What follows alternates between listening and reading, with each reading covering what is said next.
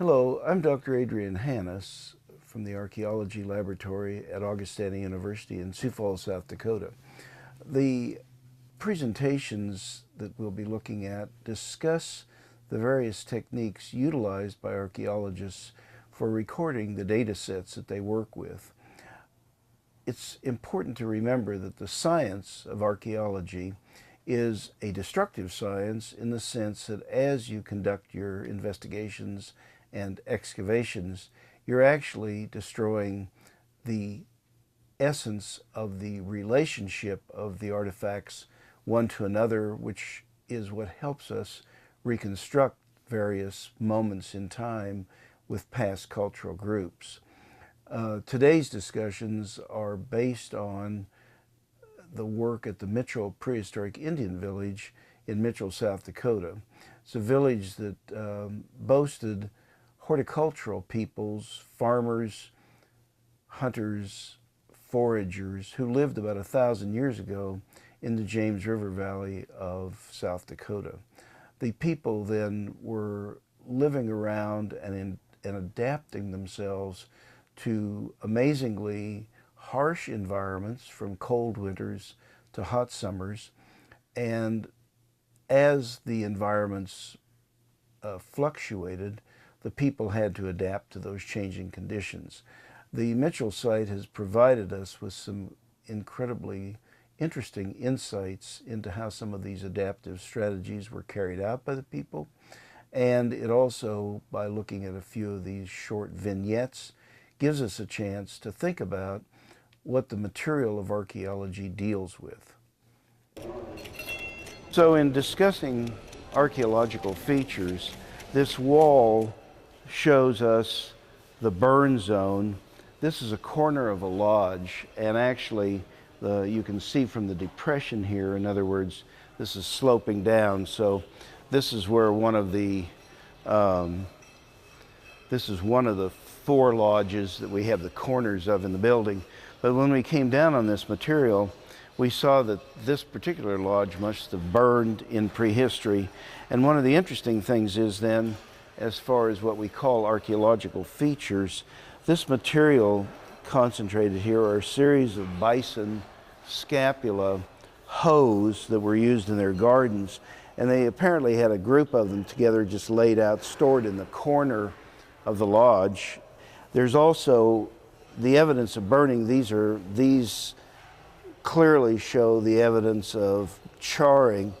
We also have an interesting piece here, which is another type of tool. It's the head of a humerus of a large bison, and they've exposed the interior part of the bone, the cancellous tissue, and made a rubbing stone, which was used in preparation of when they were preparing their hides after they were tanning them. We also have in the corner here a good concentration of the daub, which is the earth that was packed on the walls of the lodge, which during the fire has burned, in other words, like a ceramic, so it's preserved. And in close-up inspection, you can even see the fact that they were mixing grass with the clay that they were putting on the walls to create the wall surfaces, because the small holes that were previously filled with grass are now hollow. So it's again, so as an area, this would be called a feature and is excavated then as a unit by itself. So all of this material will be, in other words, individually labeled and removed, and then some of the sediment that's around it will be collected, and we'll collect charcoal because it's a surface that we can get a date on.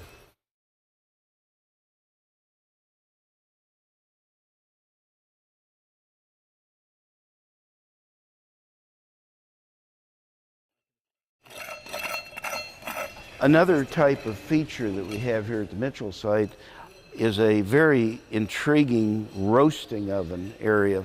Now, the way these were structured, and as we've excavated this down for several levels, these features, in this case it's a roasting oven, what they would first do is prepare a surface by putting fresh clay over it, and then they were heating rocks in a separate fire area, lifting them into position, and then putting packages of meat and vegetal material, then putting more hot rocks on top of it, and then covering it with earth and baking it for a number of hours.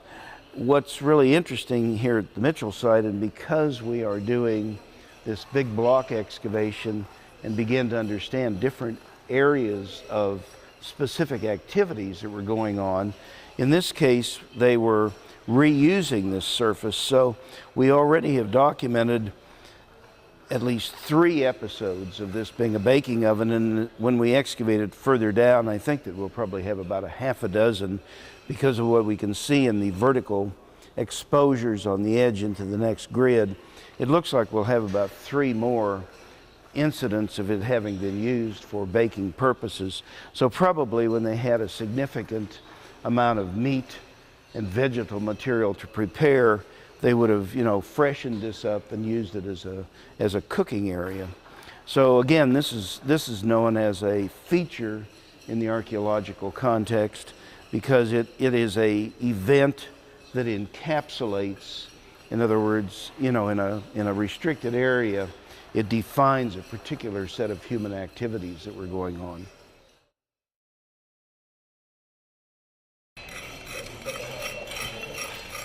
The next feature type that we have here in a particular zone area are these cache pits. So these are pits that were dug to create a storage area for the people at the village. They stored both their foodstuffs in these pits, and they also stored tools in them. The way these were prepared, they're a bell-shaped pit. They come down and then they bell out.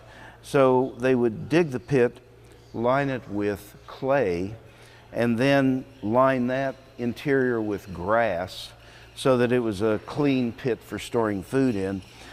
After a period of time, the pits would become sort of spoiled because insects would get into them, rodents would get into them, and so on. So at that point, they were discontinued in being used as food storage pits, and they were turned into trash pits. So the way we today find them archaeologically are these pits that have been previously used for storage and then were transitioned into pits for trash storage. And actually, if you look across this area that I'm in, you see that there are a series of different pits that are one cut down through another one. So they were using a pit, making it into a trash storage pit, and then later, another pit was dug, and then sometimes the pits would cross-cut an earlier storage area. And this zone of the site here, because this again, understand, was the area outside between a series of lodges. So the activities that people undertook during most of the day and into the early evenings would have gone on outdoors. They would have been sleeping in the lodges, and they would have been in the lodges during inclement weather. But it's important to understand that the day-to-day living activities were principally outdoors. So that's what makes the Mitchell excavation particularly unique here in the Northern Plains, is the fact that we distinctly chose, when we placed the Archaeodome, to give ourselves the opportunity to examine this area that's a zone of activity outdoors, because previous archaeological work has tended to look at the lodges rather, so they were looking at the living quarters rather than the outside activity areas.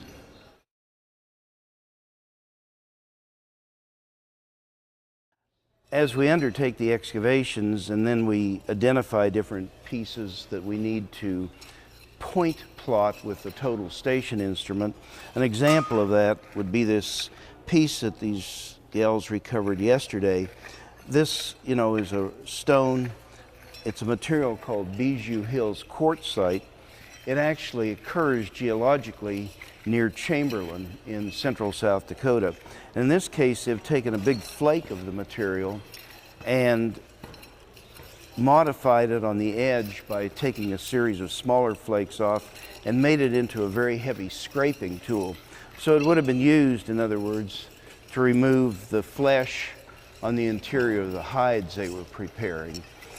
So what happens then is, this being a specific tool, it's been point plotted using the total station instrument, and then we fill out a bag that has the number of the site, 39DV2, so it's the 39 is the designation as a site in South Dakota. DV is the designation of the county, and 2 tells us that this is the second site that was professionally documented in the state of South Dakota. The other material on here gives you the layer and level of the excavation unit, so that, and the date that the piece was recovered. So when we're doing the analysis later of the artifacts, this then becomes one of the artifacts that we could trace back to the vertical and horizontal position that it's in within the broader site area. When we prepare plan view maps of specific features that we're wanting to document, we use these string grids, which are in a 10 centimeter square unit. This is a 1 meter square area, so the excavation unit is a 2 meter square unit. So we do 4 of these drawings for each unit. And by using this string grid and then using a plumb bob, which we extend down onto the surface of the feature that they're going to be drawing, it allows a more accurate type of measurements. In other words, that way more quickly the person taking the measurements can give them to the person drawing the plan view map. So again, what you'll do is drop the plumb bob down to get a position on the corner of the piece. And this particular feature is a very interesting one. It's a crushed bison skull. So we're able to see part of the frontals of the skull here that are crushed. We have part of the horn core area here, the other core on the other side. So we've got the horns of the animals and then the facial part of the crania crushed. Another very intense feature that we have here at the Prehistoric Indian Village is this zone of a number of grid units that shows us that this is a trash area, or what we call a midden area. So as butchering events were occurring, as roasting events were occurring out in the roasting oven, after they remove the meat and remove the bones from the meat and so on, they were throwing the waste into this large sort of trash area. One of the things we find interestingly here is a crushed pot where we have this ceramic sherds. In other words, that's part of a vessel which we can eventually, when we're doing the, removing this feature for analysis, we'll be able to reconstruct at least a pretty good portion of one of their ceramic cooking pots. So again, the thing that is important to realize is that as these areas are being excavated, you can tell by the really fragmented nature of the bone that the excavation process itself is a very complicated, very labor-intensive process, because each bone that's being exposed, you need to work around it with soft materials. We usually use bamboo so that we don't scratch the bones, because actually once these bones are removed and washed, we'll be able to see butchery marks on them, so that it gives us an indication of actually the process by which an animal is being disarticulated or butchered.